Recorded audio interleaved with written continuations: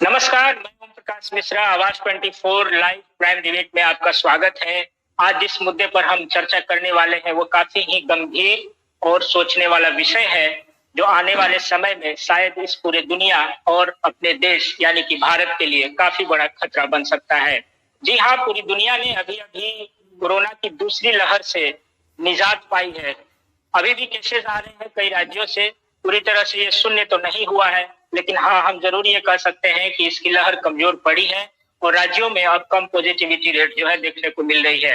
मगर सबसे बड़ा चिंता का विषय यह है कि तीसरी लहर की संभावना WHO हो, चाहे बड़े बड़े संशोधन करने वाले वैज्ञानिक हो और डॉक्टर हो, उन्होंने ये संभावना जरूर जताई थी कि अक्टूबर से नवंबर तक भारत में तीसरी लहर का भी आने का संभावना है।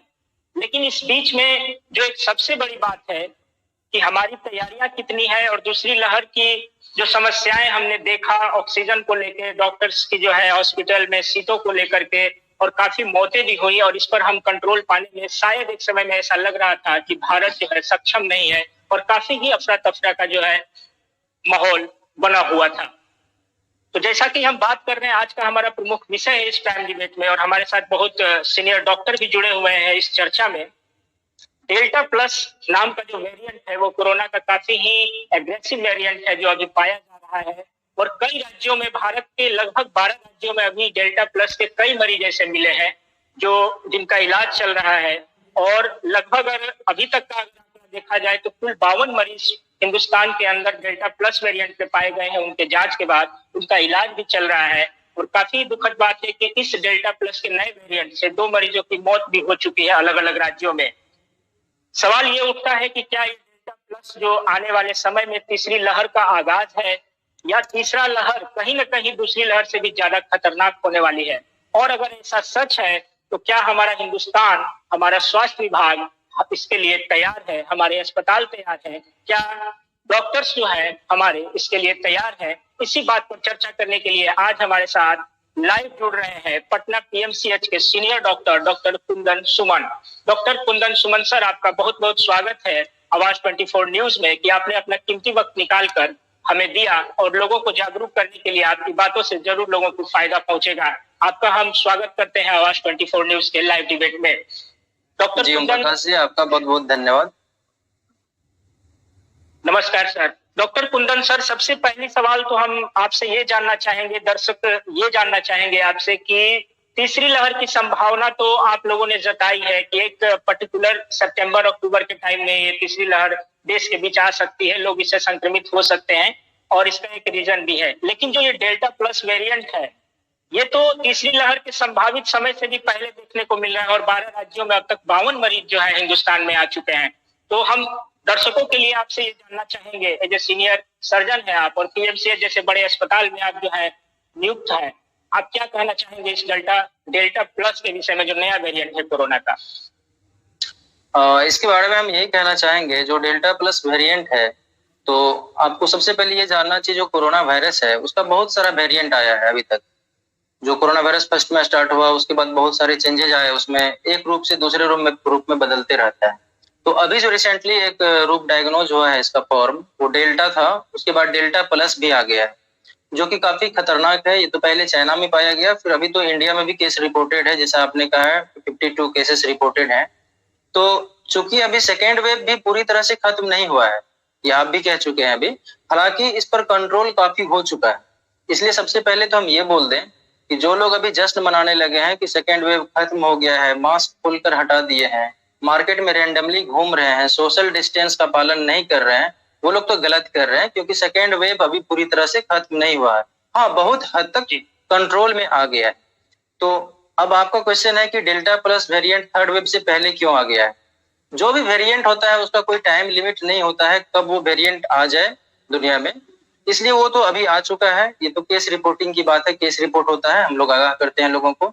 इसलिए मेरा कहना है ये तो कभी भी आ सकता है, सेकेंड वेव में ही आ गया है, अभी सेकेंड वेव कंटिन्यू है और थर्ड वेव आना बाकी है, और निश्चित रूप से थर्ड वेव आएगा, क्योंकि जैसा हम देख रहे हैं मार्केट का सिचुएशंस, अपने भारत का सिचुएशंस लोग नहीं समझ रहे हैं। लोगों को लग रहा है कि लॉकडाउन है तो सरकार उन्हें रोक कर रख रही है, जबकि आपको खुद रुकना है अपने घरों में, खुद अपने आप को बचाना है। जैसे ही लॉकडाउन खत्म हुआ है, मार्केट में लोग कूद पड़े हैं, लोगों को लगता है ये एक प्रोटोकॉल था, जब तक सरकार ने कह दिया हम रुक गए। ऐसा कुछ नहीं है। लॉकडाउन का मेन मतलब होता है ना कि आपको एक डिसिप्लिन सिखाया जाता है कि कैसे एडवर्स कंडीशन में अपने आप को रोक कर रखें।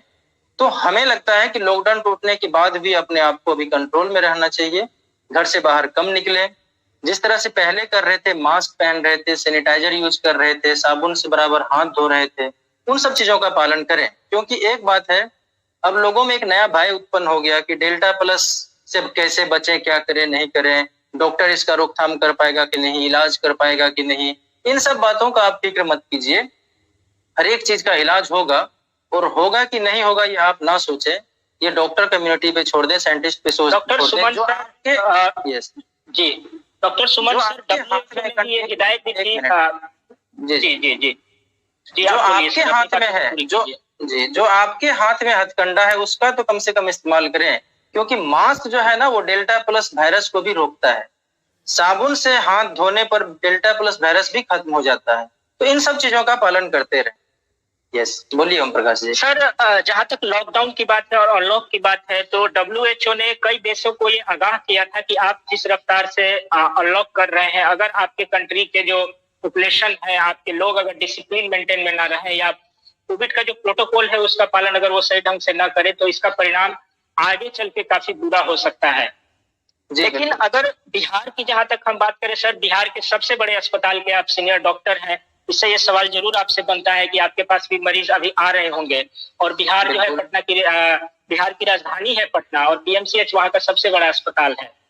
तो आपको क्या लगता है कि ये जो अनलॉक अभी बिहार में चल रहा है, इसको फॉलो करते हुए मरीजों की संख्या तो हालांकि अभी काफी कम हो चुकी है, लेकिन ये जो तीसरी लहर की संभावना बताई जा रही है, इसमें लॉकडाउन को क्या आगे जारी रखना चाहिए था, या जितने प्रतिबंध होने चाहिए थे, क्या बिहार में अभी आपके नजरिए से सर मौजूद है, प्रतिबंध है कि हटा दिए गए हैं?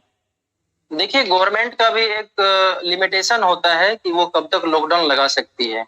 गवर्नमेंट के ऊपर भी प्रेशर होता है, तरह तरह के देश के कोने कोने से आवाज उठने लगती है कि लॉकडाउन क्यों लगा है, देश घाटे में चल रही है, इकोनॉमिकल क्राइसिस हो रहा है। तो गवर्नमेंट का भी एक उनके साथ जो है समस्या है, उन्हें अनलॉक करना होता है। लेकिन आप गौर से अगर देखेंगे तो अनलॉक करते टाइम जब लॉकडाउन हटाती है गवर्नमेंट, उसमें देखे होंगे कई सारे रूल्स लिखे होते हैं कि कौन सा शॉप कितने बजे तक खुलेगा, कब तक लोग परचेज कर सकेंगे, कपड़े कब तक खरीदेंगे, सब्जियां कब तक खरीदेंगे। तो इन सब चीजों को फोकस करना है कि गवर्नमेंट का दिशा निर्देश क्या है। अनलॉक तो हो रहा है, उससे बहुत बड़ा इफेक्ट नहीं है, लेकिन अनलॉक का जो रूल रेगुलेशन है उसको लोग फॉलो नहीं कर रहा है। और गवर्नमेंट को भी चाहिए कि उस रूल रेगुलेशंस को सिक्योरिटी के माध्यम से, पुलिस के माध्यम से, प्रशासन के माध्यम से फॉलो कराएं, तभी जाकर के हम लोग थर्ड वेव को रोक सकते हैं या कंट्रोल में रख सकते हैं। अदरवाइज बहुत ही मुश्किल। डॉक्टर साहब, सर अगर देखा जाए तो वैक्सीनेशन जो है हमारे देश में काफी एग्रेसिव रूप में चलाया जा रहा है, 1 करोड़ टारगेट करने की भी बात हो रही है। हालांकि किसी दिन 80 लाख भी वैक्सीन एक दिन में लग चुका है भारत में, और अभी 30 से 40 लाख के एक औसतन में मतलब वैक्सीनेट किया जा रहा है भारतीयों को। जिस रफ्तार से ये वैक्सीन चल रहा है सर, सरकार तो कह रही है कि दिसंबर तक सबको वैक्सीनेट लगभग देश की एक बड़ी पॉपुलेशन 70 to 80% को कर दिया जाएगा। लेकिन ये जो बीच का जो अंतराल है और इसमें डेल्टा प्लस 2 जैसे वेरिएंट का आना, आप सर ये बतलाएं, काफी दर्शक इस बात को लेकर कंफ्यूज है कि क्या वैक्सीन का असर इस डेल्टा प्लस पर होता है, और अगर होता है तो कितना होता है, और लोगों को क्या सावधानियां बरतनी चाहिए? बिल्कुल, ये क्वेश्चन आप लोगों के मन में आता होगा कि वैक्सीनेशन प्रोग्राम चल रहा है, हम वैक्सीन लगवा रहे हैं, लेकिन डेल्टा प्लस का क्या होगा। आप निश्चिंत रूप से यह समझ लीजिए कि जो वैक्सीन प्रोग्राम चल रहा है वो सारे स्ट्रेन पे काम करेगा, डेल्टा प्लस वायरस को भी रोकने में मदद करेगा। इसलिए जो लोग वैक्सीन ले रहे हैं उन्हें डेल्टा प्लस होने की संभावना बहुत ही कम है, या अगर होता भी है किसी को इन्फेक्शन, तो जो लोग वैक्सीनेटेड रहेंगे उन्हें लड़ने में मदद मिलेगी, वो जल्द से जल्द स्वस्थ हो जाएंगे, उनकी मौतें नहीं के बराबर होगी कंपेयर टू जो लोग वैक्सीन नहीं ले रहे हैं। जो लोग वैक्सीन नहीं ले रहे हैं वो तो बहुत ही खतरा पाल रहे हैं, इसलिए वैक्सीन तो लेना ही चाहिए इस बार। यस जी सर, दर्शकों के मन में ये भी सवाल है कि जिन्होंने वैक्सीन का पहला डोज लिया है, या कोविशील्ड हो या कोवैक्सीन हो, तो उनको कितना प्रोटेक्शन मिल सकता है तीसरी लहर से, और जहां तक बात करें हम डेल्टा वेरिएंट की? यस, कोई भी वैक्सीनेशन अगर होता है जो कोविड का, तो first dose second dose decide अभी तक किया गया है। हालांकि मेरे ख्याल से तो बूस्टर डोज भी होना चाहिए, जो फर्स्ट डोज सेकेंड डोज के बाद भी एक डोज होना चाहिए 6 मंथ या 1 ईयर बाद, ठीक है, ताकि कम्युनिटी को पूरी तरह से बचाया जा सके। हालांकि अभी फर्स्ट डोज सेकेंड डोज चल रहा है। अगर कोई भी व्यक्ति फर्स्ट डोज लेता है तो 70 to 80% उसकी बॉडी में एंटीबॉडी बनना शुरू हो जाता है, और जब हम लोग सेकेंड डोज लेते हैं तो प्रॉपर जितना भी इफेक्टिव एंटीबॉडी बनना होता है वो कंप्लीट रूप से बन जाता है। तो जो लोग फर्स्ट डोज भी लिए हैं उसके बॉडी के अंदर एंटीबॉडी बनना शुरू हो गया है, वो भी प्रोटेक्शन फील कर सकते हैं, आपको प्रोटेक्टेड फील कर सकते हैं, उन्हें भी लाभ मिलेगा। वो लाभ मिलेगा। तो सर सबसे बड़ी बात है कि तीसरी लहर की आने की संभावना, और एक तरह से हम ये भी जानना चाहेंगे कि बच्चों पर ये बात कही जा रही थी कि तीसरी लहर में बच्चों को काफी खतरा हो सकता है। इस बात के अभी तक के जो रिसर्च है सर, इसके बारे में दर्शक कुछ जानना चाहते हैं, क्या कहना चाहेंगे बच्चों को लेकर? यस, ये जो होता है ना, ये एक मतलब हम लोग फ्यूचर को ऐसे सोचते नहीं है कि ऐसा बच्चा में हो सकता है, ऐसा नहीं, ये सब केस स्टडी होता है कि ऐसा लग रहा है कि बच्चों में हो सकता है। इसके कुछ कुछ रीजन भी हैं। अभी तक जो वैक्सीनेशन प्रोग्राम चला है सबसे पहले 45 ईयर से ऊपर वाले लोगों को ही दिया जा रहा था। इस कारण से आप देखे होंगे जो सेकेंड वेव आया था इस बार जो अभी तक है, उसमें देखे होंगे यंग लोग ज्यादा प्रभावित हो रहे थे, क्योंकि वैक्सीनेशन प्रोग्राम वो लोग के लिए नहीं था उस टाइम तक। इसीलिए 18 वर्ष से अधिक उम्र वाले के लिए भी वैक्सीनेशन प्रोग्राम स्टार्ट कर दिया गया है ताकि उन्हें भी बचाया जा सके। लेकिन अनफॉर्चुनेटली अभी बच्चों के लिए वैक्सीनेशन प्रोग्राम तो नहीं है, इसलिए यह आशंका है कि अब जो वेव आएगा उसमें ज्यादा अफेक्टेड बच्चे लोग होंगे, चाइल्ड होंगे, क्योंकि जो ओल्ड पर्सन है या 18 वर्ष से ऊपर के लोग हैं वो लोग वैक्सीन ले रहे हैं। अगर कोई वैक्सीन लेता है तो हम ये कह सकते हैं कि मिनिमम 6 मंथ्स तक उसके बॉडी के अंदर एंटीबॉडी बन जाता है, तो वो तो सुरक्षित है। लेकिन जब बच्चों को वैक्सीनेशन नहीं हो रहा है तो उन्हें सावधान रहने की आवश्यकता है। बच्चों से सोशल डिस्टेंस मेंटेन करें, अनवांटेड बाहर से आकर बिना हाथ धोए बच्चों को ना टच करें, बच्चों को लोग किस करते हैं अक्सर, उन सब से अभी दूर रहें, बच्चों से अपने आप को अलग रखें। सर जहां तक सवाल उठ रहा है कि सीनियर और यंग ग्रुप के जो लोग हैं वो वैक्सीनेट हो रहे हैं, लेकिन जो बच्चे हैं उन पर अभी भी जो है ट्रायल ही चल रहा है, इस पर नई बात क्या आई है सामने? सर दर्शकों को आप ये भी बताएं कि बच्चों को कब तक संभावना है कि उन्हें भी वैक्सीनेट किया जाएगा, या उनके लिए क्या रास्ता आगे निकाला जा रहा है इस वेरिएंट से बचाने के लिए? इसमें एक समस्या ये आ रही है अभी कि जो बच्चों का ट्रायल चल रहा है उसमें लोग पार्टिसिपेट कम करवा रहे हैं अपने बच्चों को। लोगों को डर लग रहा है कि बच्चों को कैसे वैक्सीनेशन में पार्टिसिपेट कराएं, तो ये अभी बहुत ज्यादा लोग पार्टिसिपेट नहीं किए हैं और इसलिए थोड़ा सा लेट लग रहा है। लेकिन जो एक्टिव मेंबर्स हैं, अभी पटना एम्स में आप सुने होंगे जो डॉक्टर्स लोग हैं उनके बच्चे भी पार्टिसिपेट किए हैं उसमें। तो आने वाले दिनों में जब लोग एक्टिव हो जाएंगे और समझेंगे कि बच्चे लोग भी वैक्सीनेशन में जा सकते हैं, उसे भी कोई दिक्कत नहीं है वैक्सीन से, तो हो सकता है आने वाले दिनों में इसका ट्रायल अच्छी तरह से संभव हो पाए और लोगों में फिर विश्वास जग जाएगा, तो फिर बच्चे भी वैक्सीनेटेड हो सकते हैं। एक चिकित्सक के तौर पे सर अभी तक के जो नतीजे हैं, क्या आपको लगता है कि कोविशील्ड या कोवैक्सीन या अनदर कोई भी वैक्सीन जो वर्ल्ड में बनी हुई है वो बच्चों के लिए सेफ है? लोगों को आप क्या कहना चाहेंगे आने वाले, ये चीज अभी ट्रायल पीरियड में है? जी जी, जो भी चीज ट्रायल पीरियड में हम 100% नहीं कह सकते हैं, लेकिन जो बच्चे अभी तक ट्रायल पीरियड में गए हैं उस पर कोई हार्म इफेक्ट अभी तक नहीं देखा गया, यानी कोई हानि नहीं देखा गया है, इसलिए हम कह सकते हैं कि जो बच्चों पे ट्रायल होगा वो भी सक्सेसफुल होगा। यस। चलिए सर, एक डॉक्टर के नजरिए से और बड़े अस्पताल से आप जुड़े हुए हैं सर, आपके पास अलग अलग तरह के पेशेंट आते हैं। बिहार में क्या अभी तक पीएमसीएच में इस वेरिएंट की जो बात हो रही है, डेल्टा वेरिएंट की जो बात हो रही है, क्या इसका कोई मरीज अभी तक आया है? अभी पीएमसीएच से ऐसा केस रिपोर्टेड नहीं है, बट एक बात हम आगाह कर दे सबको, जो पीएमसीएच में 10 दिन पहले केस बिल्कुल कम हो गया था, लेकिन रिसेंटली इधर देख रहे हैं 1 वीक पहले केस फिर से बढ़ना शुरू हो गया है। बहुत ज्यादा तो नहीं बढ़ा है, जैसे 3-4 पर पहुंच गया था। पीएमसीएच में 100 बेड है अभी कोविड का, उसमें 3 बेड पर ही पेशेंट था, लेकिन धीरे धीरे बढ़ना शुरू हो गया। कभी 9 पेशेंट हो गया, कभी 16 पेशेंट हो गया, तो ये सब एक खतरे का संकेत है, क्योंकि लॉकडाउन को जो अनलॉक किया गया है लोग रैंडमली घूमना शुरू कर दिए। लोगों को लग रहा है कोरोना खत्म हो गया है इसलिए सरकार जो है लॉकडाउन को तोड़ दिया है, ऐसा नहीं है। सरकार के नजरिए में लगा कि कोरोना का केस कम हो रहा है इसलिए खोला है, केस 0 नहीं हुआ है, आप बिल्कुल बेफिक्र नहीं रहे। यस, बिल्कुल सही बात कहा सर कि जितने लाइट वे में पब्लिक लेती है गवर्नमेंट के निर्णयों को, इससे ज्यादा जरूरत है कि वो अपने ऊपर इस जिम्मेदारी को ले कि इस बीमारी को कैसे काबू किया जाए, खुद पर लॉकडाउन लगाए और जरूरत हो तो ही घर से निकले, और निकलने के बाद भी मास्क, सैनिटाइज और डिस्टेंस की जो बात हो रही है उसको, उस प्रोटोकॉल को अपने दिमाग में सेट रखे पब्लिक, ये बहुत जरूरी है। सर अंत पारा में मैं ये जानना चाहूंगा, जो दर्शकों की तरफ से हमारा सवाल है कि बिहार में भी जो ये महामारी दूसरी लहर देखी है, काफी मुश्किलों का सामना करना पड़ा, चाहे ऑक्सीजन हो, चाहे बेड हो, या अस्पतालों की जो व्यवस्थाएं हैं, अचानक इतने ज्यादा तादाद में केस बढ़ने के कारण काफी मुश्किलों का सामना करना पड़ा, जिसका एक नतीजा भी था कि जितनी मौत शायद रोकी जा सकती थी ऑक्सीजन प्लांट वगैरह के कारण, उसके कारण ज्यादा लोगों की मौत हुई है। तो क्या आपको लगता है कि आप पीएमसीएच में है सर, बिहार का सबसे बड़ा अस्पताल है, बिहार का जो स्वास्थ्य विभाग है आने वाले इस वेरिएंट और तीसरी लहर के लिए स्वास्थ्य विभाग के मद्देनजर और डॉक्टरों के मद्देनजर और साथ में ही अस्पतालों के मद्देनजर कितना तैयार आपको नजर आ रहा है, और क्या अभी भी कुछ ऐसी कमियां हैं? या बिल्कुल, हम जैसा देखे हैं, जो हम लोगों ने पहले भी जो फर्स्ट वेव आया था, हम लोगों ने ट्रीटमेंट किया है मरीज का, उस टाइम भी हमने देखा क्या क्राइसिस था। शुरू के दिनों में तो पीपीई किट भी नहीं होता था, मास्क भी अवेलेबल नहीं था हॉस्पिटल में डॉक्टरों के लिए भी, हम लोगों की बात हम क्या करें। और जब हम सेकेंड वेव में आए तो हमने देखा कि केस को हम लोगों ने बहुत जल्दी कंट्रोल में ले लिया, क्योंकि हम लोग एक्सपीरियंस्ड हो चुके थे कि कैसे कोरोना वायरस के प्रोटोकॉल को फॉलो करना है, कैसे ट्रीटमेंट करना है। तो सेकेंड वेव को कंट्रोल करने में काफी हद तक फर्स्ट वेव के सीख से हमें मदद मिली है।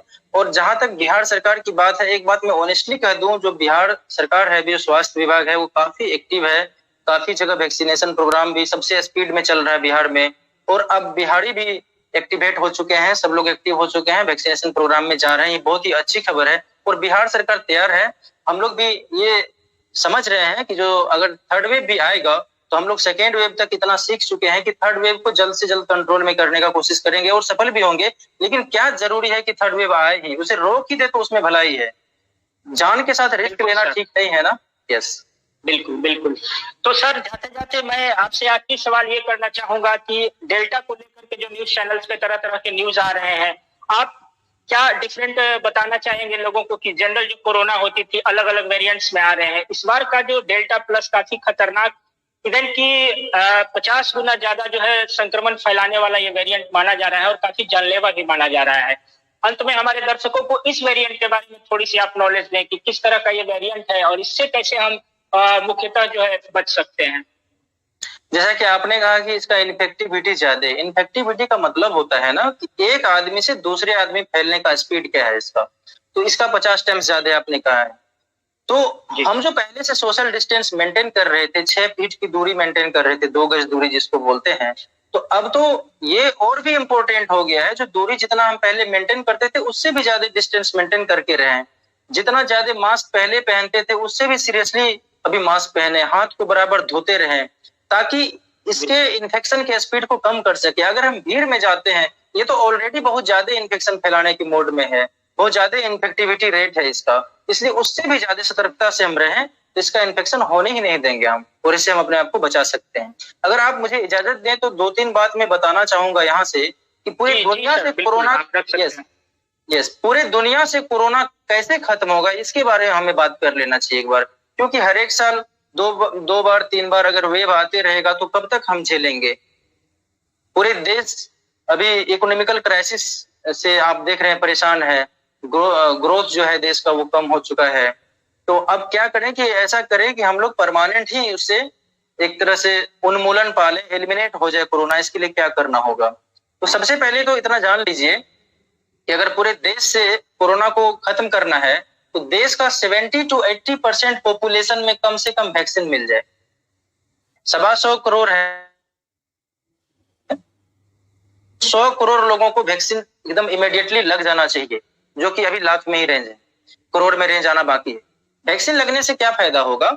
वैक्सीन जब लगता है तो बॉडी के अंदर एंटीबॉडी बन जाता है, तो जब एंटीबॉडी बनेगा तो वायरस का अटैक होगा तो उसे कोई दिक्कत नहीं होगी। अगर 70 to 80% लोग देश के पूरे पॉपुलेशन के वैक्सीनेटेड होंगे तो आखिर किनके बॉडी पर जाएगा कोरोना? कोई तो बचेगा नहीं जिसको कोरोना होगा, और इस तरह से धीरे धीरे कोरोना खत्म हो जाएगा। ये मेरा कहना था। इम्यून सिस्टम हमारे देश के पॉपुलेशन का जितना ज्यादा बढ़ेगा, ये बीमारी पर उतना ही ज्यादा हम लोग आने वाले समय में काबू कर पाएंगे। बहुत ही अच्छी जानकारी है डॉक्टर जी। जी जी जी जी सर, डॉक्टर कुंदन सुमन सर, आप पीएमसीएच से हैं, काफी सीनियर डॉक्टर हैं और काफी प्रैक्टिस भी, और कोरोना की पहली लहर में भी आपने चिकित्सा का काम किया है, दूसरी लहर में भी किया है, और हमें पूरा भरोसा है कि अगर खुदा न खास्ता ये तीसरी लहर आती है तो हमारा पीएमसीएच और आप जैसे डॉक्टर मरीजों के लिए सदैव जो है तत्पर रहेंगे अपनी आत्मनिर्भरता के साथ। प्राइम डिबेट का ये मुद्दा डेल्टा प्लस को दिखलाने का आपका यही था दर्शकों को कि डर का माहौल ना बनाए देश में। जरूरी यह है कि आप कोविड के प्रोटोकॉल का पालन करें। लॉकडाउन सरकारें लगाएंगी, लॉकडाउन सरकारें हटाएंगी समय के अनुसार और सिचुएशन और इकोनॉमिकल दिशा और दशा को तय करते हुए इन चीजों को तय किया जाएगा। लेकिन जहां तक बीमारी और कोविड जैसे बीमारी की बात है, इस लॉकडाउन को हमें आप में खुद में लगाना होगा, खुद में एक सिस्टम तैयार करना होगा और इसकी आदत डालनी होगी कि 2 गज की दूरी काफी जरूरी और मास्क पहन कहीं आप निकले, चाहे डेल्टा वेरिएंट हो या बदलने वाला कोई भी वेरिएंट हो। तभी हम इससे अपने बचाव को रख पाएंगे जब हम कोविड के प्रोटोकॉल को 100% अपने अंदर डिसिप्लिन से पालन करेंगे। तो डॉक्टर कुंदन सुमन पटना से पीएमसीएच से आपने अपना कीमती वक्त निकाल करके आवाज 24 न्यूज के लाइव डिबेट में दिया, इसके लिए हम सदा आपका आभारी रहेंगे। समय दर समय हम आपसे जरूर दर्शकों के लिए जानकारी लेते रहेंगे और आप जरूर हमें हमारे चैनल से जुड़ करके लोगों को जानकारी दीजिएगा। फिलहाल इस प्राइम डिबेट से उम्मीद करते हैं कि दर्शकों को काफी मदद और समझने में परेशानी नहीं हुई होगी और ये जो डेल्टा प्लस वेरिएंट है इसके बारे में भी काफी जानकारी डॉक्टर साहब ने आपको दी। फिर हम प्राइम डिबेट में किसी ऐसे मुद्दे को लेकर आपके सामने पेश होंगे जो आपसे रूबरू हो, आपसे ताल्लुक रखता हो और आपके लिए जानना काफी जरूरी हो। फिलहाल आवाज 24 न्यूज के इस प्राइम डिबेट में मुझे दीजिए इजाजत। मैं ओम प्रकाश मिश्रा। नमस्कार। नमस्कार डॉक्टर साहब।